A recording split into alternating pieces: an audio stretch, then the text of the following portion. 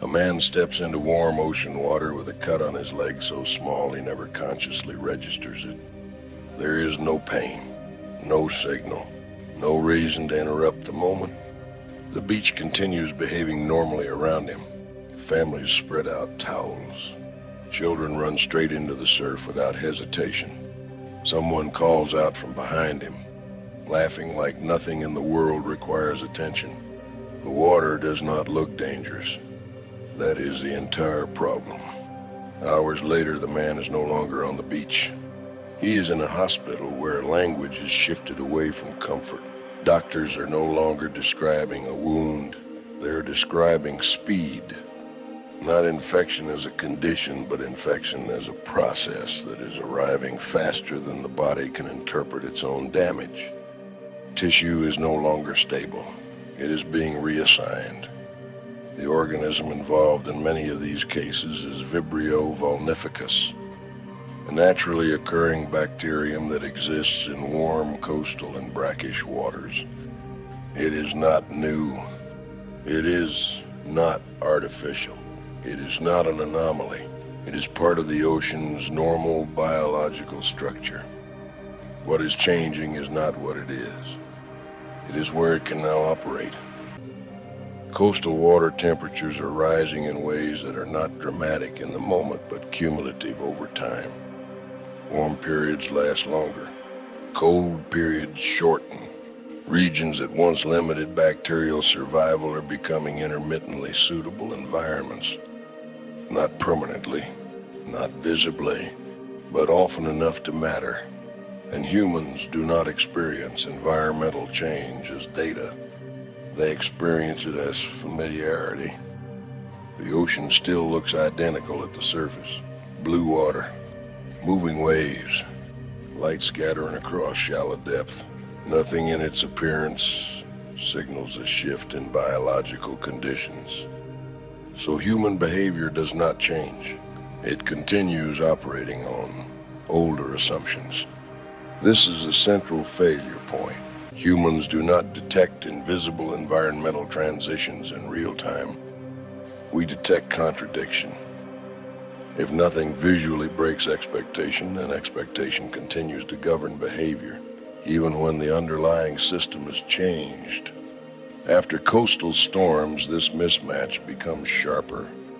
Floodwater does not behave as a single system. It becomes a mixture of systems that were never designed to exist in combination. Salt water pushed inland, freshwater overflow, sewage disruption, organic decay, industrial residue, marine bacteria displaced from coastal zones, not separated, combined, temporarily forming an environment that looks like water, but no longer behaves like a stable category of water. People move through it anyway, because it still appears understandable. That is the key misalignment. It is not recognized as a new environment, only as a damaged version of an old one.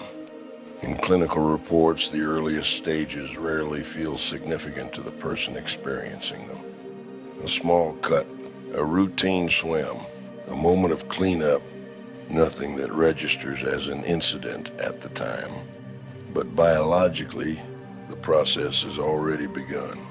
What follows is not immediate collapse. It is delayed recognition. The body continues normal function while a parallel process escalates beneath awareness. By the time symptoms become undeniable, intervention is no longer preventive. It is reactive. Inside hospitals, the framing changes quickly. This is no longer about treating a wound. It becomes about time. How much tissue can be saved? How fast intervention can outrun progression? How early recognition failed to occur? Not because systems are absent, but because systems are late. And this is where the discomfort begins for most people. Not in the severity of cases, but in their familiarity, because the environments involved are not distant. They are ordinary.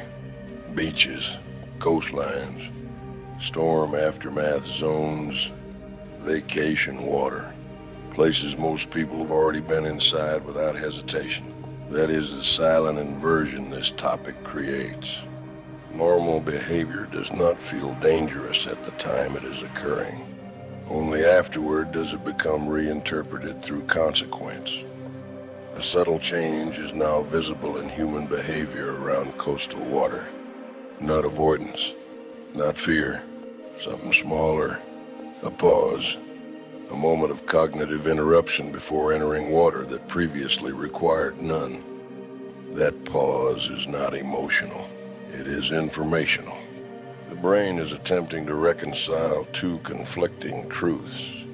The environment looks unchanged, but outcomes are no longer fully predictable. The ocean has not changed appearance, and that is why the shift is difficult to perceive. If it looked different, adaptation would be immediate, but it does not offer visible correction signals.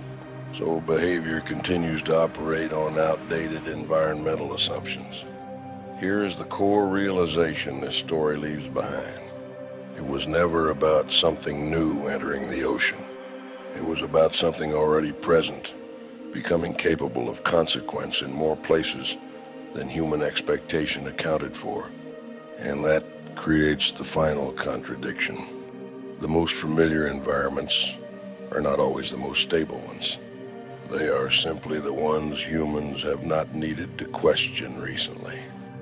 A person will step into warm water today without hesitation. A small cut will go unnoticed. A normal moment will remain normal in perception, because nothing visible will tell them otherwise. The ocean does not announce when it changes.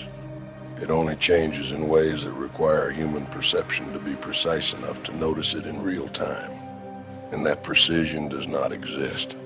And so the final condition is this: a world that still looks exactly like itself, but no longer guarantees the same outcomes beneath the surface of its familiarity. If you enjoyed this video, consider liking, subscribing, and leaving a comment. It genuinely helps support the time and effort that goes into creating these videos. Sharing it with someone who might find it interesting also makes a bigger difference than you might think. Thanks for watching. I'll see you in the next video.